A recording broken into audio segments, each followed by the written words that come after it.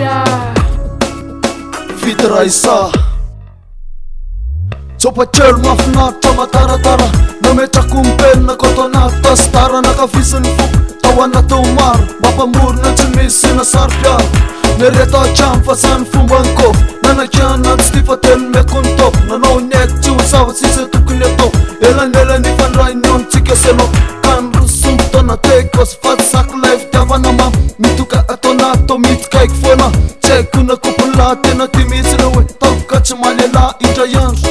tapakefitra ihany napita faniny avatra fa tena mavitraly meko asiny amy mafaefatsy ho taty fatona mitika te mila itavy tsemotsemoka atao safosafo la ihany tsy haiko anao nahoana namba ohatran'izany tsy tafandro mandro mialo miandro valika sasarana nofo mamy tiako mba atao fisatany miramirandavo mampanontany iny keliny sy toy nisanandro toy ny tao andakely mitirambo la ihany rehefa tonga amin'ny fotoana natahotra satria mety ho tafasahoana miandro valiny aminao tsy mitsiky fa nanazy miomana osanao te samy faliny tatazy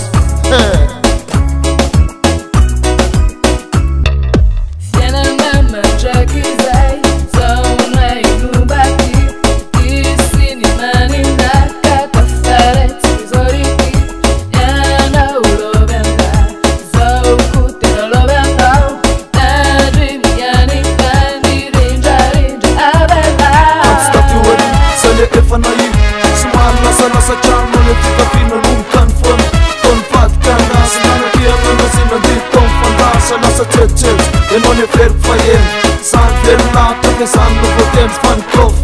se miresaka te sosy teny fa atreo mikarika atsifiny matosy zany eny efa teo ihany enao tsy lasa mano manao filiky masisy ko tsy mety takana tena niesina hay anao misangay nanamby tamy teo nefa enao miseho milay zay angamba fanekena te atiny saady tsy boka ery taona tarika hatrampany aleo mitsotrano zay mba azoko atao havanara misy patsa zay mety aminao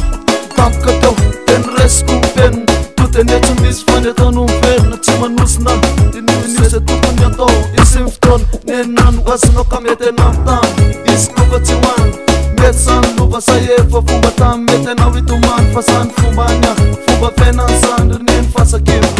sitrapo miverina imbalina itsy fanipertany hoazinao